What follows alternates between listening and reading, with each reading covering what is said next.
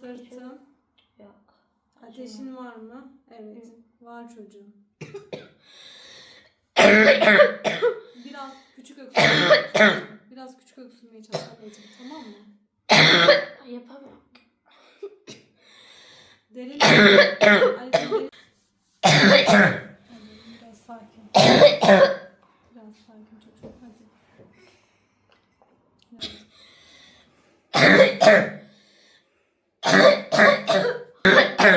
Çok üzüldüm şu an. Nefes alamıyor ki. Nefes alamıyor. Evet, maalesef nefes alamıyor. Al onu.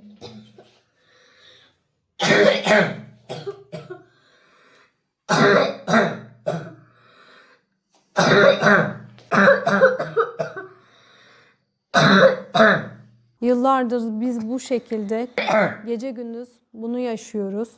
Çocuğum okul hayatına devam edemiyor. Çok küçüklüğünde başladı. 7-8 yıldır öksürük var ama 4 yıldır bu şekilde diyebilirim size. 3 veya 4 net bu şekilde. Alerji dediler. 3 tane alerji doktoruna götürdüm. Maalesef alerjisi yok. Hayır, sadece deneme olarak ilaçlar veriyorlar. O ilaçlar ve kortizonlu ağrı ilaçlar çocuğu daha da geriye götürdü. Benim çocuğum çok zayıf bir çocuktu. Kilo aldı. Oyun oynayamıyor. Futbolu çok seviyor. Futbol oynayamıyor. Benim çocuğum bu şekilde çocukluğunu yaşayamıyor. Ortaokula başladığında ilk onların içindeydi. İlk 20'nin içindeydi ve şu an maalesef ki ders notları gitgide düşüyor.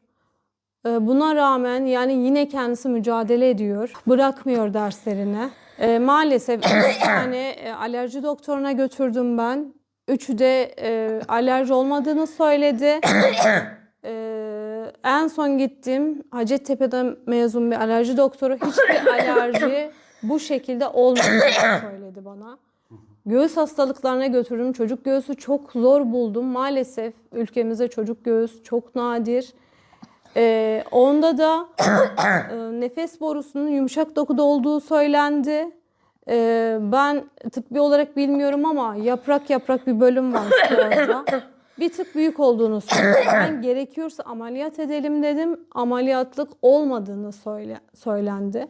Kulak burun boğaz tarafında kurula girdi. Boğaz tarafı temiz olduğu söylendi. Yani ben artık çaresiz kaldım. Büyük şehire yani Hacettepe ve de Marmara Hastanesi'ne gitmem gerektiğini söylediler. Ki maalesef ben Hacettepe'den hani nereye götüreceğimi de bilmiyorum. Kime gideceğimi de bilmiyorum. O da var. Çünkü bütün doktorlara götürdüm ben. Yani tıkanıyorum. Şu an konuşmakta da tıkanıyorum. Gece gündüz bu şekildeyiz. Sadece bir doktor sağ olsun çok güzel ilgilendi. Vücudunda farklı bir cisim olabilir diye söylemişti.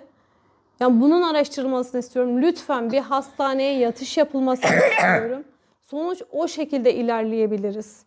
Böyle normal yaşamamı etkiliyor bu öksürük. Çoğu şeyimi etkiliyor.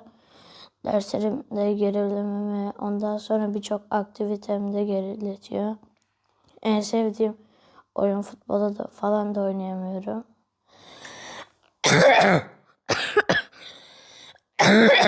Bu öksürük beni gece de uyutmuyor.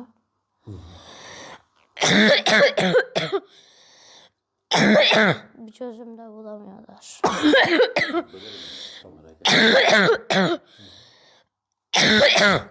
Kortizonlu ilaçlar aldırdı bana kiloyu. Öyle dışarıya çıkamaya kilo aldım bayağı fazla.